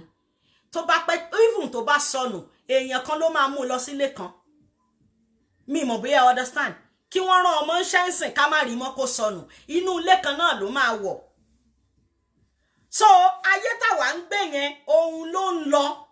Nígbà tó wá ń gbé tó wà ń bẹ̀ yẹn, báwo ló ṣe live ẹ̀? Ṣé òfin nìyàn lára?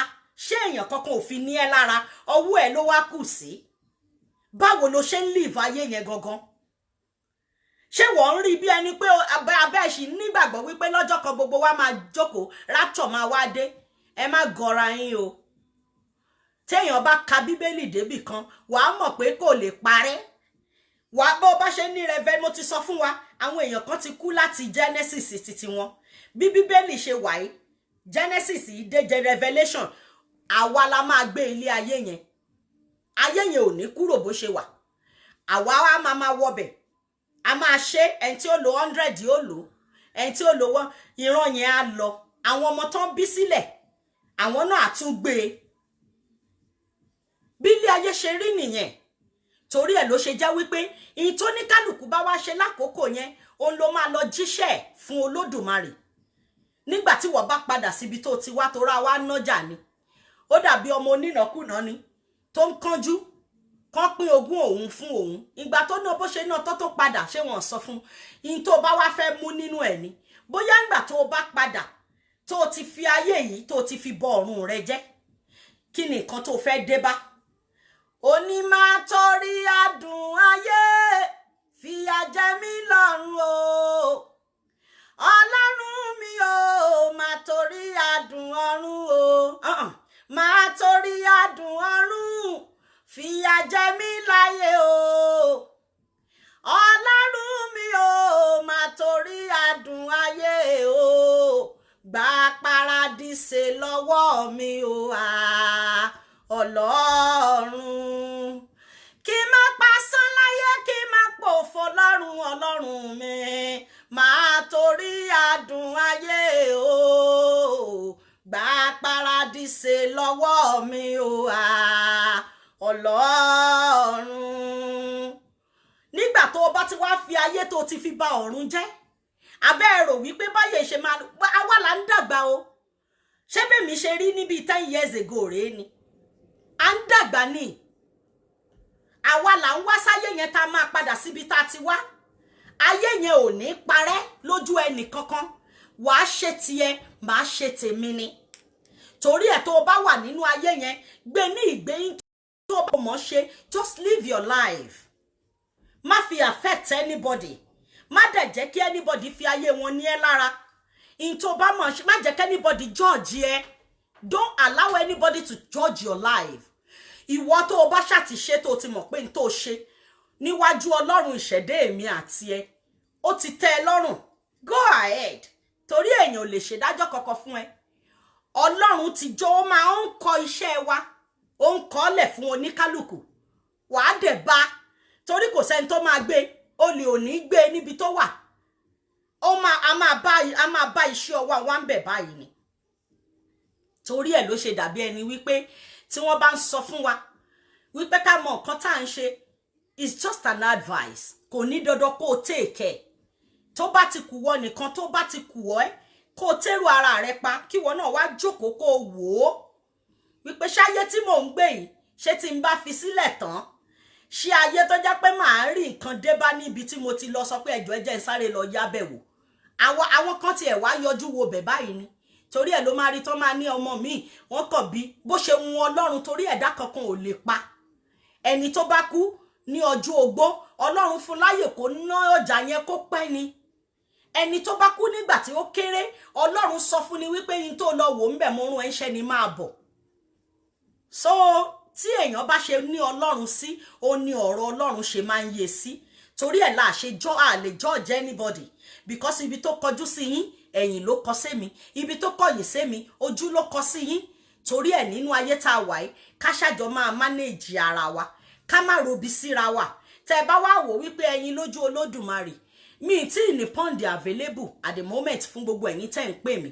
Ẹ wá wò pé iléeṣẹ́ TBF, ẹ̀yin lójú Villa Signature Worldwide, gbẹ̀ẹ́ kí lẹ̀ ń ṣe ń bẹ, àwa náà ní Fish Pond Investment, ẹ̀yin lójú Dry Catfish, ẹ̀yin lójú bean powder with sauce, ẹ̀yin lójú bean ẹ̀yin lójú kí la tún ṣe tea, ẹ̀yin lójú slim tea. Ẹ ti mọ̀ pé slim tea wa kò kí ń ṣe kó o fi slim nìkan. Cholesterol wà ń bẹ.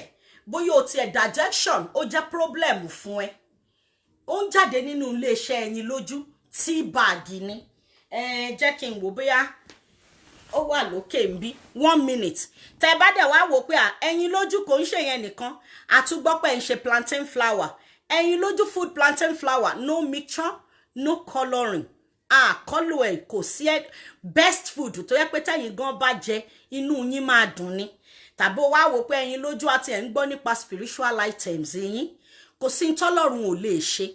Má jẹ́ kí èèyàn fi ìdájọ́ ayé kan sọ wípé o ò lè ṣe rere. Máa sọ fún wọn pé Ọlọ́run ló ní final say nínú ayé ẹ. Ẹ̀yin náà lè try spiritual items wa wò lénìí. Mò ń bọ̀, ẹ jẹ́ kí n fi nǹkan kan hàn wá.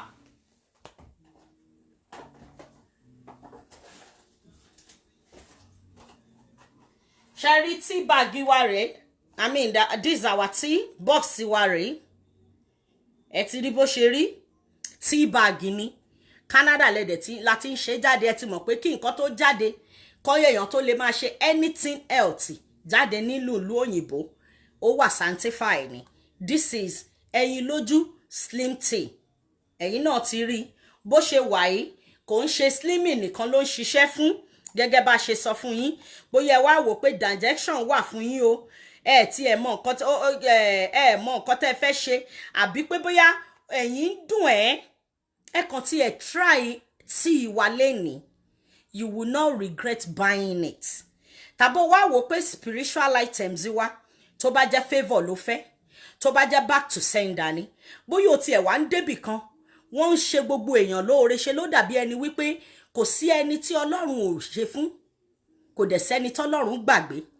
Àwọn nǹkan kan wà, àwọn ènìyàn kan wà nínú ayé tó yẹ pé àti agbára ò sí, ṣùgbọ́n nǹkan tí ẹ wá wò tó bá jẹ́ kérúbù o, tí wọ́n náà wá wò wípé wọ́n náà tiẹ̀ fẹ́ kàn sí iléeṣẹ́ wa. Nọ́mbà wa ni +1416 725 6606. Ẹ jẹ́ kí n pin ní nọ́mbà wa fún gbogbo yín. Our number is +1 416 725 6606. Tàbó wá wò pé ẹ̀yin lójú ó fẹ́ lọ sórí wẹ́bsáìtì wa. Wẹ́bsáìtì wa lọ wà lórí péèjì wa káàkiri. òun ni www.tbf eyinlojuvillasignature.ca. ó wà ńbẹ̀. tó bá tá bá fi pò ti long jù, just go on my page, paste ẹ kàn ra ṣe copy kẹ́ ẹ ṣe paste ẹ sórí Google orí search yín +14167256606 fún gbogbo ẹ̀yin investors wa káàkiri àgbáyé, ẹ̀yin tẹ́ fẹ́ gba pond lọ́wọ́ ẹ̀yin lójú, tẹ́yin náà fẹ́ bẹ̀rẹ̀ fish pond investment. ẹ ti mọ̀ tó bá di August nsìn a tún máa ṣe 5 years anniversary wa lórí fish pond investment wa, lórí ẹ̀yin lójú food plantain flour, ẹ̀yin lójú bean powder. òun náà máa pé èyí ẹ̀ àbí yes, ó máa pé èyí ẹ̀ báyìí àbó máa pé 2 years báyìí. a máa tún ṣe anniversary ẹ̀ náà lórí tí wa ẹ mọ̀ pa ṣẹ̀ṣẹ̀ gbé jáde ni, tí wa ò tí ì ju some months lọ. Ọlọ́run dẹ̀ ń ṣe. ẹ̀yin náà lè try iléeṣẹ́ wa lónìí kẹ́tẹ̀ wá wò pé ẹ̀yin lójú èmi náà tiẹ̀ nífẹ̀ẹ́ sí, mo fẹ́ ṣe báyìí, mo fẹ́ bá yín, mo fẹ́ dòwò pọ̀. ẹ kàn sí iléeṣẹ́ wa, ẹ kàn sí iléeṣẹ́ wa. nọ́mbà wa lẹ ti rí tí mo ti pín ní. ẹ jẹ́ kí n mú spiritual items wa kẹ́rí bí package wa ṣe rí. ẹ bá tiẹ̀ ti rí, ẹ ti máa rí fẹ́tò ẹ̀yin lójú ń bẹ̀. ẹ̀yin náà ẹ kàn sí wa kẹ́ ẹ ti ẹ̀ mọ̀ pé rere lolúwa. 1 minute.